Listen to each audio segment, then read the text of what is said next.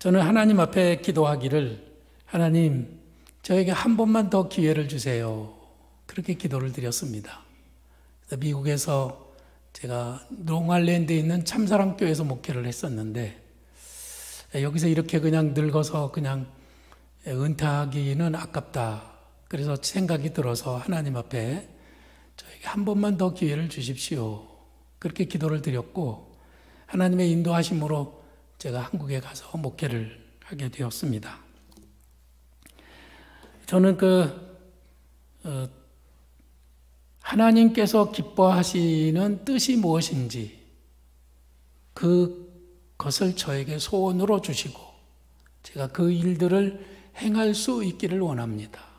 저의 기도는 그랬던 것이죠. 근데 성경 말씀에 보면은 이런 말씀이 있잖아요. 사도행전 2장에 내가 내 영을 만민에게 부어주리니 그때는 자녀들이 예언할 것이요 청년들은 환상을 보고 늙은이는 꿈을 꾸리라. 그렇게 말씀을 하셨어요. 그래서 저는 내가 늙었지만 죄송하지만 제가 이제 2년만 있으면 은퇴를 하는 그런 나이가 됐습니다. 그래서 늙었지만 꿈꾸는 그런 젊은이들처럼 하나님께서 기뻐하시는 일을 저의 소원으로 가지고 행하고 싶습니다. 그렇게 기도를 드렸던 것이죠. 그래서 이제 하디 기념교회를 건축을 하고 또 하디 글로벌 스쿨이라고 하는 기독교 대안학교를 세워서 아이들을 가르치는 일을 시작을 하게 되었습니다. 그 일을 하면서 사람들에게 저 노인은 은퇴를 할 것이지 왜 교회를 건축하고 무슨 또 학교를 한다고 해가지고 주변에 있는 다른 분들로부터 좀 하여간 거시기한 얘기를 들었습니다. 거기다가 또 교인들도 굉장히 힘들게 생각을 하는 거예요.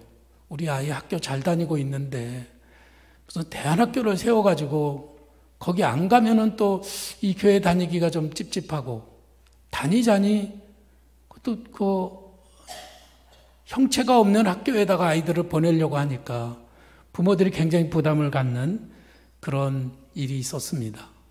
그래서 꿈꾼다고 하는 일은 주변에 있는 사람들을 좀 피곤하게 하는 일이로구나. 그래서 제가 그렇게 생각을 하게 되었습니다. 제가 꿈을 꾸는 것은 성경에서 하나님이 우리에게 주시는 말씀을 내가 받고 그래서 하나님의 뜻이 무엇인지를 우리들이 찾아가면 나이가 들었든지 젊었든지 하나님의 뜻을 이루어가는 그런 은혜가 우리에게 있게 되는 줄로 저는 믿습니다.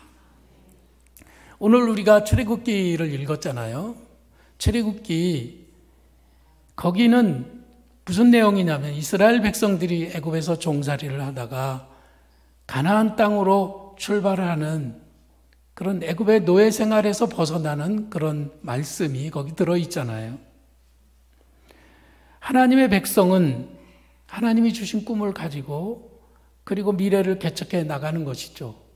그런데 이스라엘 백성들이 애굽에서 400년간을 노예 생활을 한 거예요. 꿈을 잃어버렸습니다. 노예 생활에 푹 빠져 있었어요. 그 기간이 400년이라는 거죠. 400년은 무슨 뜻일까요?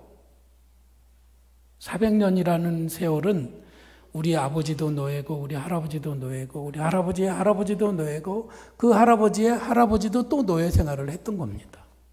너무 오랫동안 노예 생활을 하기 때문에 그 노예의 DNA, 유전인자가 자손에게도 그대로 새겨질 만큼이나 오랜 시간이 지났다는 말씀인 것이죠. 그들은 노예 생활에 적응이 됐어요. 너무 익숙합니다. 자기들이 노예로 그 애굽 사람들을 섬기는 것이 지극히 당연한 것이고 그들에게 자유를 뺏기고 자기의 권리를 뺏기고 자기들의 가장 소중한 것들을 뺏긴다고 하더라도 그건 하나도 이상할 게 없는 당연한 삶을 살아가고 있었다는 것이죠. 그들은 자기들의 그 노예 생활을 조금도 의심하지 않았어요. 그래서 벗어나겠자 하는 그런 의욕도 전혀 없었습니다. 왜냐하면 불가능한 일이라고 생각했기 때문이에요. 그들은 모든 것을 빼앗기고 살면서도 그들은 그 삶에 순응하면서 살았다는 것이죠. 수천 년 전 애굽 사람들의 또 이스라엘 사람들의 이야기지만 저는 이 말씀 속에서 오늘의 나를 보게 된 겁니다. 그래, 맞아. 내가 지금 이 삶을 살아가면서 내가 자유를 잃어버리고 기쁨을 잃어버리고 감사를 잃어버리고 그저 노예 생활 같은 삶을 그럭저럭 적응하면서 살아가고 있구나 하는 것을 깨닫게 된 거예요. 결국은 마귀의 꼬복 노릇을 하면서 그 삶에 적응하면서 살아가고 있는 내 모습을 볼 때 한없이 비참하고 또 슬프고 괴로웠던 것이죠. 이건 하나님이 나를 창조하신 삶이 아닌데 내가 이렇게 살아도 되는 건가? 하는 그런 의구심을 갖게 됐던 것이죠. 노예 생활의 가장 비참한 것은 무엇이냐면은 그 노예적인 삶이 우리 아들에게도 대물림이 된다고 하는 거예요. 할아버지에게서 아버지에게로, 아버지에게서 아들에게로, 그 아들에게서 손자로 그 노예는 대물림이 되는 거예요. 그러면서 거기에 적응하면서 100년, 200년, 300년, 400년을 살게 될 거라고 생각을 했을 때 이거는 아니구나 하는 생각을 하게 됐던 겁니다. 그들은 노예 생활에서 벗어날 수 있을까요? 이스라엘 백성들, 애굽에서 노예 생활하는 그 사람들이 그 삶에서 벗어날 수 있을까요? 성경에 보면 어떻게 나오죠? 벗어났습니까? 못 벗어났습니까? 벗어났죠. 그렇다면 우리는요? 우리는 벗어날 수 있을까요? 못 벗어날까요? 우리도 벗어날 수 있습니다. 그것이 하나님의 뜻입니다. 하나님께서 계획하신 바, 오늘 이 죄의 노예 생활을 하고 있는 우리들이 하나님의 섭리 가운데 구원을 받고 자유를 얻고 그리고 기쁨과 감사 속에서 하루하루를 찬양하면서 살아갈 수 있는 그런 날이 오도록 하는 것이 하나님의 뜻이라고 하는 것입니다. 오늘 말씀에 보면은 바로는 모든 백성들에게 말하기를 아들이 태어나거든 그를 나일강에 버리고 딸이거든 살려두라 이렇게 명령을 내립니다. 아들은 살려두고 아들은 버리고 딸은 살리라고 하는 말이에요. 너무나도 비인간적이고 그럴 수 없는 일이잖아요. 아무리 노예라고 하더라도 사람인데 그들은 사람을 짐승처럼 다루었던 것입니다. 우리가 신약 성경에 보면 예수님이 태어났을 때 헤롯이 예수님을 죽이기 위해서 뭐라고 명령합니까? 2살 아래의 사내 아이는 모두 죽여라. 이렇게 요한을 학살하라고 하는 명령을 내리게 됩니다. 이거는 예수님을 죽이기 위한 것이었죠. 여기에서 저는 가장 굉장히 귀중한 하나의 진리를 깨닫게 되는데요. 그건 뭐냐면 요한계시록에 있는 말씀을 보면 나타납니다. 요한계시록에 용이 해산하려는 여자 앞에서 그가 해산하면 그 아이를 삼키려고 하더니 여자가 아이를 낳으니 그 아이는 장차 철장으로 만국을 다스릴 자더라. 그러니까 장차 만국을 다스릴 굉장히 훌륭한 인물이 태어나는데 사탄이 그 아기를 삼키려고 한다고 하는 거예요. 우리 믿음의 사람들이 자녀를 낳아서 미래 훌륭한 인물로 키워내려고 하는데 마귀가 우리 자녀들을 삼키려고 한다고 하는 것이죠. 이 말씀을 통해서 우리들이 알 수 있는 것은 마귀의 1차적인 공격 목표는 우리들이 아니고 우리 자녀들입니다. 우리 자녀들을 삼켜버리는 것이 마귀의 1차적인 목표예요. 믿음의 가정에서 자라나는 우리 다음 세대들이 훌륭하게 자라도록 우리는 더 많이 기도하고 더 많이 그 아이들을 근신하며 가르쳐야 하지 않겠습니까? 근데 그것을 방해하는 것이 사탄이고, 사탄은 지금 우리 자녀들을 공격의 목표로 삼았다고 하는 것입니다. 저는 그것을 깨닫게 되는 순간에 참 끔찍한 그런 생각을 하게 됐고요. 그래서 우리 교회 성도들에게 저는 이렇게 선포했습니다. 우리의 땅끝은 다음 세대다. 우리는 뭐 저기 중동 지역 이슬람 사람들이나 저 땅끝에 있는 어느 나라에 가서 복음을 전하는 것, 그것보다도 먼저 우리 자녀들에게 복음을 전하고 우리 자녀들이 믿음의 굳건히 서도록 하는 것이 1차적인 우리 선교의 목표다라고 선포를 했던 것입니다. 이것이 저에게는 오늘날 기도 제목이고요. 그 일을 위해서 저의 남은 생을 바치고 있습니다. 학교에서는 창조론을 가르치지 못하게 하죠. 진화론이 진리고 창조론은 구닥다리고 비과학적인 것이라고 말합니다. 그러나 이 진화론이 비성서적이라고 하는 것, 그것뿐만이 문제가 아니라 더욱 심각한 문제는 뭐냐면 진화론적 세계관이에요. 진화론적 세계관에서 가르치는 굉장히 중요한 가설들이 있는데, 그것은 뭐냐면 약육강식, 그리고 적자생존, 그리고 자연 도태설입니다. 이런 가설들을 진리로 가르치는 것이죠. 그래서 강한 사람만 살아남고 약한 사람은 자연에서, 사회에서 도태되는 것은 지극히 당연한 것이다. 그렇기 때문에 우리 아이를 강한 자로 키워야 되고, 우리 아이들이 공부를 잘하게 해서 이 험악한 사회에서 어떻게 쓰든지 생존 경쟁에서 살아남는 아이로 키워야 된다. 이런 것이 지금 진화론적 세계관이에요. 그래서 약한 사람들, 공부 못한 사람들, 힘없는 사람들은 그냥 사회에서 도태돼도 뭐 어쩔 수 없지. 그런 세계관을 우리들이 가지고 있는 거예요. 틀렸습니까? 혹시 그런 생각 아니고 새로운 어떤 세계관에 의해서 살아가시나요? 이것이 지금 우리들이 노예 생활을 하고 있는 우리의 사상과 우리들의 생각과 우리들의 삶이 그런 마귀적인 세계관에 의해서 노예 생활을 하고 있다고 하는 것이죠.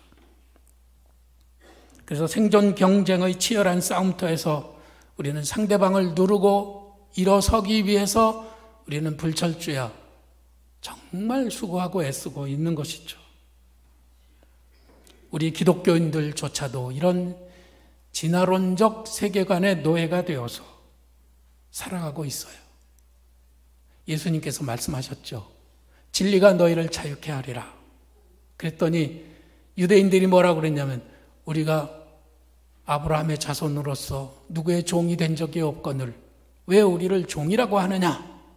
예수님께 항의했습니다.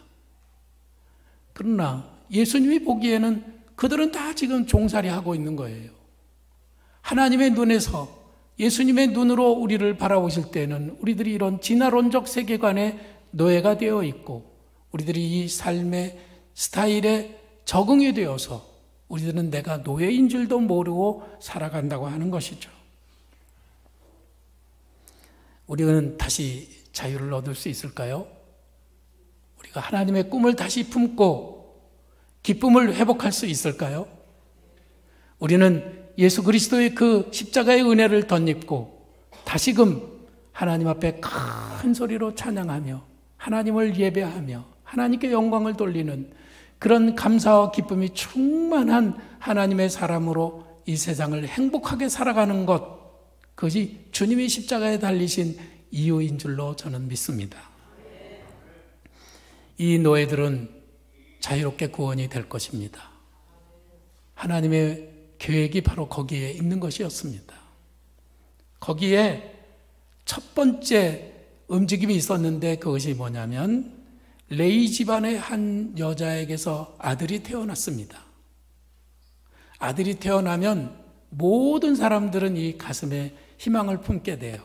이 아이가 자라나서 훌륭한 사람이 되어서 우리 가문을 일으키고 우리에게 기쁨을 주고 하나님이 기뻐하시는 훌륭한 일을 하게 될지도 모르겠다는 그런 희망을 갖게 되는 것이죠.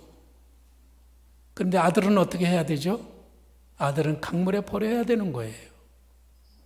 모든 이스라엘 백성들이 바로의 명령에 어쩔 수 없이 순종하면서 강물에 아이를 버릴 때 이 여인은 거기에 반항을 했습니다.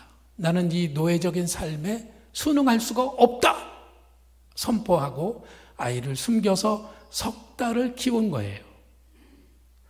저는 이 작은 시작이 얼마나 위대한가 하는 것이에요. 우리들이 그것을 깨달을 수 있기를 바랍니다. 나는 이렇게 사는 거 싫어. 나는 이렇게 살아갈 수가 없어. 하나님은 내가 이 삶에서 벗어나기를 원하셔. 그래서 자유와 기쁨을 회복하기 위해서 그리스도 앞에 자기를 드리고 살아가는 사람들이 얼마나 훌륭한지, 그 작은 발걸음이 얼마나 아름다운 미래를 꿈꾸게 해주는지 우리들은 그것을 배울 수 있었으면 좋겠습니다. 그는 운명과 싸우기로 작정을 합니다. 그리고 아들을 3개월을 숨겼어요. 바로왕을 주인으로 섬기는 모든 사람들과 아주 전혀 다른 길을 가기 시작했던 것이죠. 한 여인과 애굽왕 바로가 대치해서 싸우면 누가 이길까요? 여인은 상대가 안 되지요. 얼마나 바로왕이 크고 강하고 잔인하고 그리고 거친 사람입니까? 한 여자는 눈곱의 때만큼도 여기지 않는 그런 사람인데 이 여인이 거기에 저항하는 깃발을 들기 시작을 한 거예요. 무모하고 바보 같고 쓸데없는 그런 행동같이 보이지만 하나님이 이 여인의 그 작은 제스처를 너무 기뻐하셨고 그 여인을 통해서 하나님은 이스라엘 백성들을 애굽의 노예 생활에서 구출하는 그런 역사를 시작하신 겁니다. 모든 히브리 노예들은 빼앗으면 빼앗기고 그리고 때리면 맞으면서 쥐죽은 듯이 살아가고 있는데 이 여인이 급기야 아들을 강물에 던지라는 그 비인간적 명령에 불순종하면서 저항하면서 놀라운 일이 시작이 됐다는 거예요.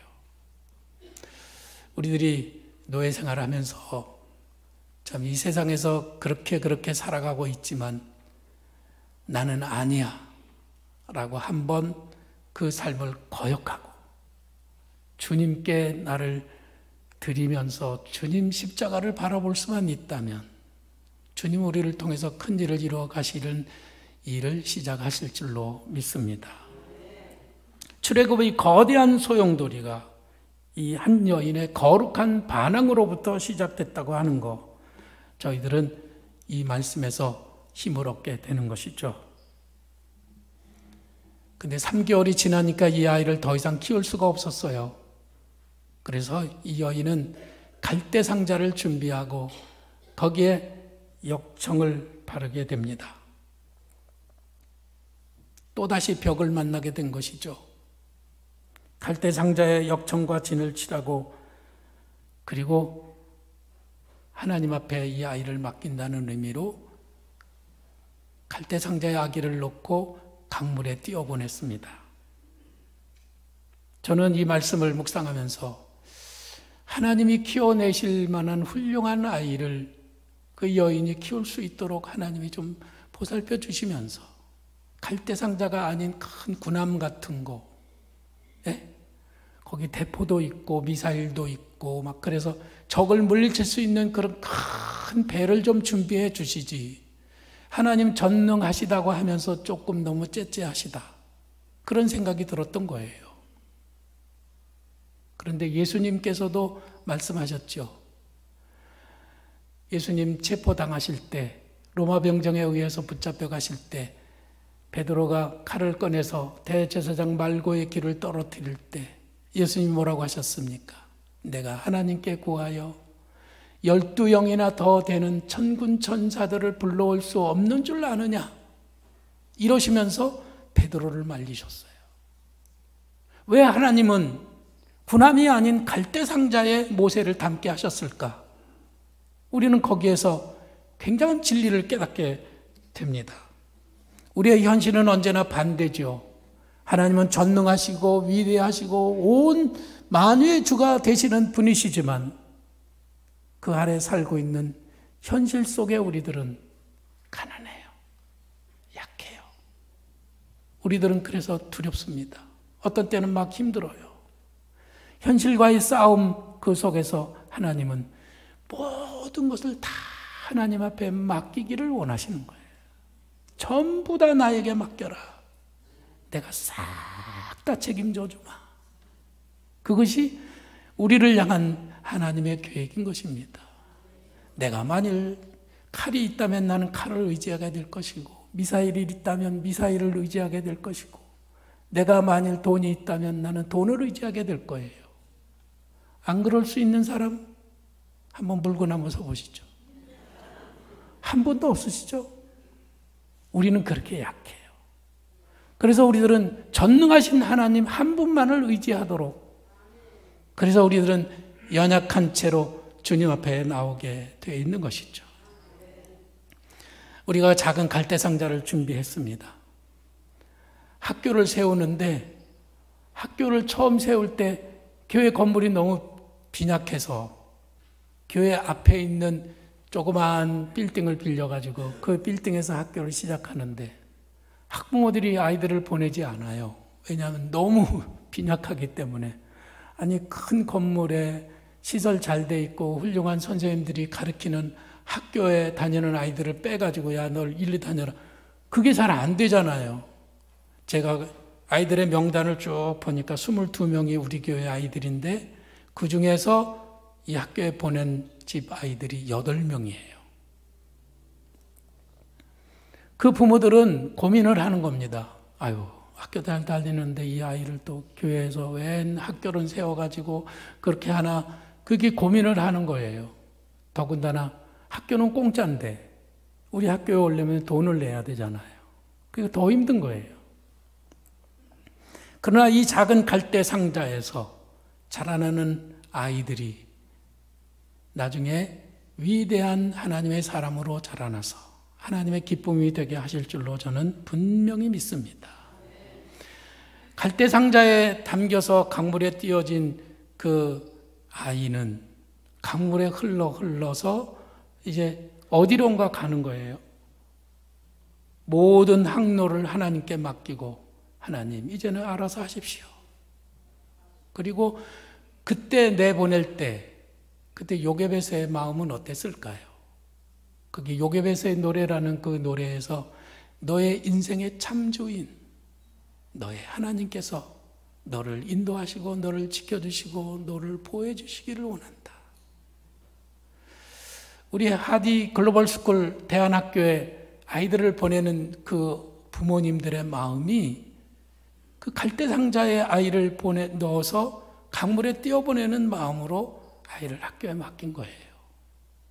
그래서 그들의 믿음이 얼마나 훌륭한지, 그들의 그때 그 믿음과 그 행동에 저는 지금도 생각하면 감동하고 감사하고 있습니다. 갈대상자는 돛대도 아니 달고 삿대도 없이 흘러갔지만 정확한 시간에 정확한 장소에 도착하게 됐어요. 바로 그때 바로의 공주가 목욕을 하러 밖에 나왔다가 그 아기를 발견하고 그 아기를 데려다가 바로의 궁에서 키우게 되잖아요. 그 일은 하나님이 하시는 일입니다.